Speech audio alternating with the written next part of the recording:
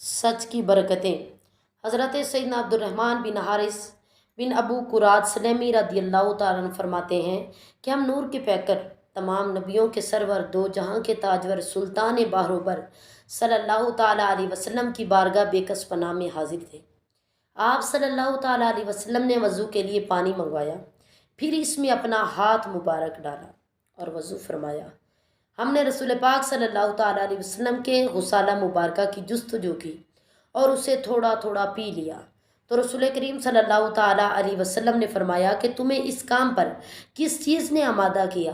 ہم نے عرض کیا اللہ عز و جل اور اس کے رسول صلی اللہ تعالیٰ علیہ وسلم کی محبت نے۔ ارشاد فرمایا اگر تم چاہتے ہو اللہ عز و جل اور اس کا رسول صلی اللہ تعالیٰ علیہ وسلم بھی تم سے محبت کریں تو جب امانتیں تمہارے سپرد کی جائیں تو انہیں ادا کر دیا کرو، اور جب تم بولنے لگو تو سچ بولا کرو اور اپنے پڑوسیوں کے ساتھ اچھا سلوک کیا کرو۔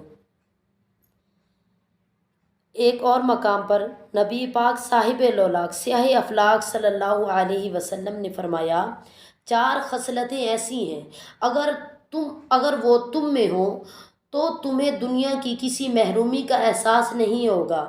امانت کی حفاظت کرنا، نمبر 2 سچ بولنا، نمبر 3 حسن اخلاق اور نمبر 4 حلال کمائی۔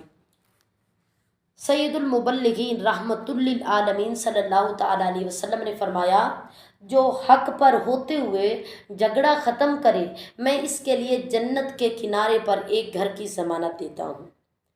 جھوٹ اگرچہ مزاح کے طور پر ہو، یعنی مذاق کے طور پر ہو، ترک کرنے والے کو جنت کے وسط یعنی جنت کے درمیان میں ایک گھر کی ضمانت دیتا ہوں، اور اچھے اخلاق والے کو جنت کے اعلیٰ درجے میں ایک گھر کی ضمانت دیتا ہوں۔